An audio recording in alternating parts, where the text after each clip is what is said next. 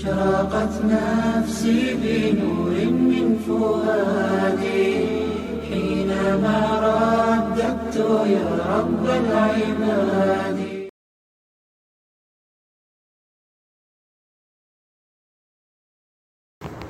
الحمد لله وكفى وسلام على عباده الذين اصطفى أما بعد فأعوذ بالله من الشيطان الرجيم بسم الله الرحمن الرحيم إن الساعة لآتية فاصفح الصفح الجميل صدق الله العظيم. انسان بعض عقل مند ہیں اور بعض بیوقوف ہیں، بعض پڑھے لکھے ہیں اور بعض جو ہے ان پڑھ ہیں، بعض عالم ہیں بعض غیر عالم ہیں. تو جو بھی انسان ہے دنیا میں نبیوں اور رسولوں کے علاوہ ایسا نہیں ہے جس سے غلطی نہ ہوتی ہو، لغزش نہ ہوتی ہو. بس یہ کہا جا سکتا ہے کہ کسی سے جو ہے رائی کے دانے کے برابر لغزش ہوتی ہے. انسان تو کہتے ہی اس کو ہیں جو نسیان سے مرکب ہے، یعنی اس سے بھول چوک ہو ہی جاتی ہے. قرآن میں ہے فنسی آدم، تو حضرت آدم جو ہم سب کے ابا جان ہیں ان سے بھی بھول ہو گئی. تو لغزش سے کوئی بھی بری نہیں ہے. بڑے سے بڑے آدمی سے بڑے لوگوں سے لغزش ہو سکتی ہے، خطا ہو سکتی ہے. لیکن دنیا میں اللہ تعالیٰ نے ایک نظام بنایا ہے انسانوں کے لیے، اور خود اپنے ہاتھ میں بھی اس نظام کو رکھا ہے کہ اگر کسی سے کوئی لغزش اور غلطی ہو جائے، اگر وہ اللہ سے معافی مانگے تو اللہ اسے معاف کر دیتا ہے.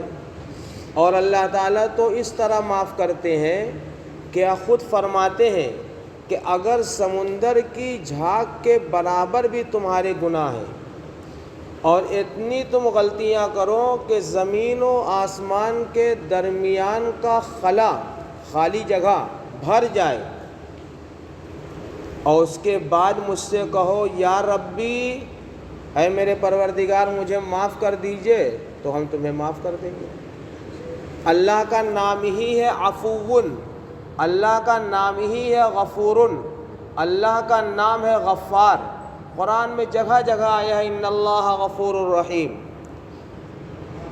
ایک حدیث ہے کہ انسان کو اللہ تعالیٰ کا اخلاق اپنانا چاہیے، انسان کو اللہ تعالیٰ کا اخلاق اپنانا چاہیے. تو اللہ تعالیٰ کا ایک اخلاق یہ ہے کہ وہ لوگوں کو معاف کرتے ہیں، درگزر کرتے ہیں. تو اللہ تعالیٰ چاہتے ہیں کہ جب دو بندوں میں آپس میں لڑائی ہو جائے اور وہ دونوں میں سے ایک دوسرے سے اگر معافی مانگے تو اسے بھی معاف کر دینا چاہیے. قرآن میں اس کی بڑی فضیلت آئی ہے، بہت زیادہ فضیلت آئی ہے. اللہ تعالیٰ فرماتے ہیں وَلْيَعْفُوا وَلْيَصْفَحُوا، لوگوں کو چاہیے کہ معاف کر دیں اور درگزر کر دیں. بڑا عجیب و غریب واقعہ ہے، قرآن کی آیت اسی پر نازل ہوئی ہے کہ حضرت عائشہ صدیقہ رضی اللہ تعالی عنہا کے ایک بھائی تھے جن کو جو ہے مستح کہا جاتا تھا، ام مستح.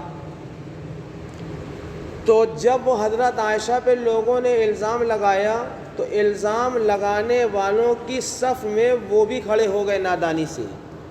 صحابی تھے، حضرت عائشہ کے بھائی تھے خالہ زاد، لیکن نادانی اور چوک ہو سکتی ہے انسان سے، تو وہ ان صفوں میں کھڑے ہو گئے.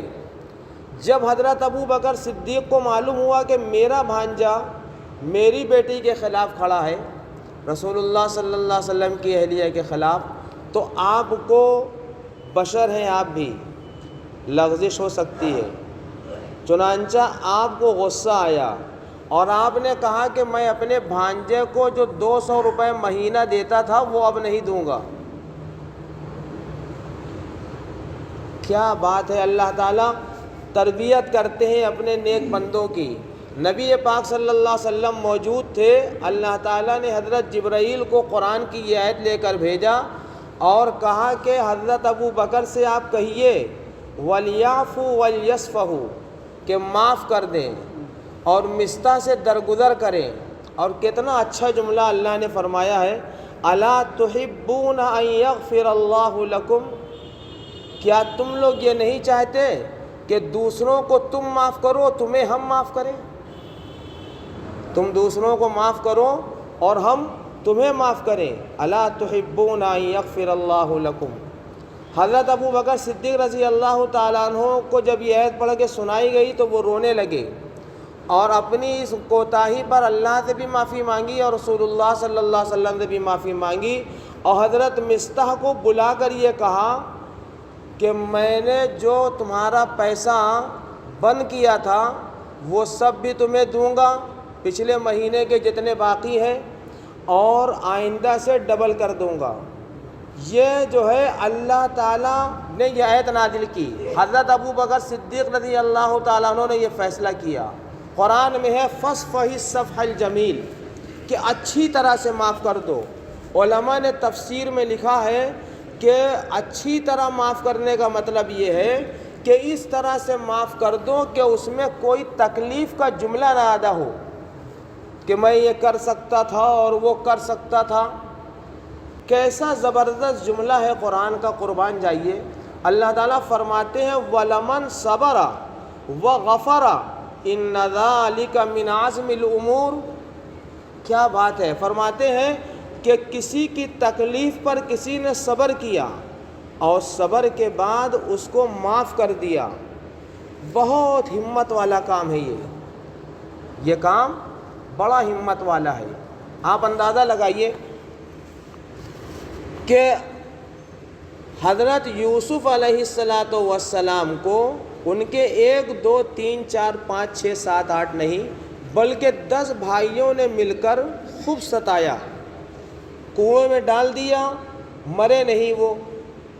جب کسی نے جو ہے پانی کا ڈول ڈالا وہ نکلے تو ان کو انہی کے ہاتھ غلام بنا کر بیچ دیا کہ یہ میرا غلام ہے. لیکن جس وقت یوسف علیہ السلام ملک مصر کے وزیر خزانہ بن گئے اور یہ 10 بھائی محتاج بن کر ان کے پاس پہنچے ہیں اور حضرت یوسف علیہ السلام نے تو ان کو بہت پہلے پہچان لیا تھا لیکن ان لوگوں کو پہچاننے میں بہت دیر ہوئی. قرآن نے نقشہ کھینچا ہے قالوا اِنَّكَ لَأَنْتَ یوسف. ان بھائیوں نے کہا کہ کیا آپ یوسف ہیں میرے بھائی؟ تو یوسف علیہ السلام نے جواب دیا قال انا یوسف, ہاں میں ہی یوسف ہوں, تمہارا بھائی ہوں جن کو تم نے کنویں میں ڈالا تھا. اب وہ تھر تھر کانپنے لگے, دربار میں تھے. یوسف علیہ السلام کے پاس پوری طاقت و سلطنت تھی. اگر وہ چاہتے تو ان کو سولی پر چڑھا دیتے لیکن وہ نبی تھے, اللہ کے تربیت یافتہ تھے.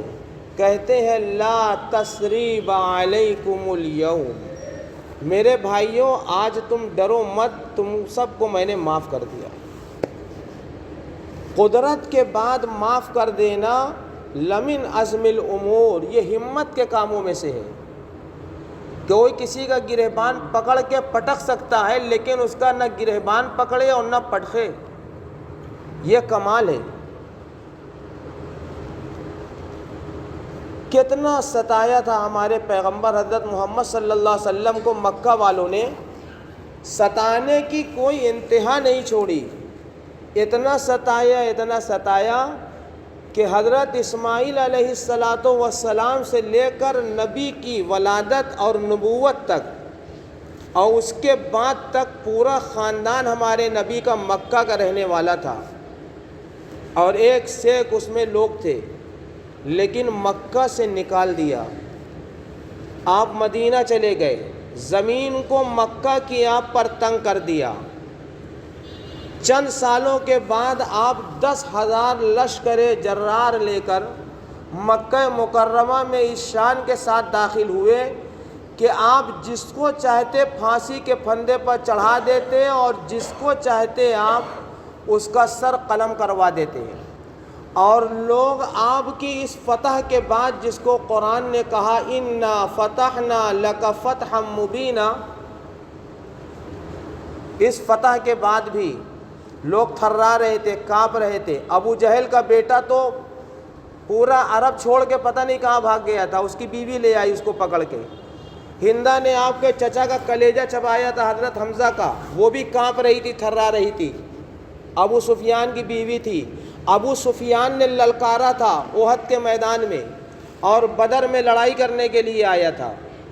ایسے ایسے لوگ تھرا رہے تھے، کانپ رہے تھے کہ اب کیا ہوگا۔ آپ صلی اللہ علیہ وسلم نے فرمایا کہ جو میرے خلاف جنگ کرے گا نہیں اب اس کو معافی ہے، جو اپنا دروازہ بند کر لے اس کو معافی ہے، جو اسلام میں داخل ہو جائے اس کو معافی ہے۔ اور ویسے بھی میں نے سب کو معاف کر دیا، اور میں وہی کہوں گا جو حضرت یوسف علیہ السلام نے اپنے 10 بھائیوں سے کہا تھا۔ یہ نبی اللہ کے تربیت یافتہ تھے، تو جو اللہ کا اخلاق ہے معاف کر دینا، جو اخلاق نبی کا ہے معاف کر دینا، وہی اخلاق اللہ تعالیٰ چاہتے عام مسلمانوں سے کہ ان کا بھی یہ اخلاق ہو کہ وہ ان کو معاف کر دیا کریں۔ کیا زبردست آیت ہے قرآن کی کہ یا ایھا الذین آمنوا ان من ازواجکم واولادکم عدوا لکم فاحذروہ وَإِن تَعْفُوا وَتَصْفَحُوا وَتَغْفِرُوا۔ تمہارے بیوی اور بچے تمہیں ستاتے ہیں، بیوی سے بہت تکلیف پہنچتی ہے، بچوں سے بھی کبھی کبھی بہت تکلیف پہنچتی ہے، اللہ تعالیٰ فرما رہے معاف کر دو، معاف کر دو۔ وَإِن تَعْفُوا وَتَصْفَحُوا، اگر تم انہیں معاف کر دو گے، درگزر کر دو گے تو وَاللَّهُ غَفُورٌ الرحیم، تو اللہ کو کیا پاؤ گے؟ مغفرت کرنے والا اور رحم کرنے والا۔ قرآن میں ہے اللہ تعالیٰ نے نبی سے فرمایا خذ العفو وامر بالعرف وعارض عن الجاہلین۔ یہ مشرکین مکہ آپ کو ستاتے ہیں، یہ کفار آپ کو ستاتے ہیں، آپ معاف کر دیجیے، درگزر کر دیجیے۔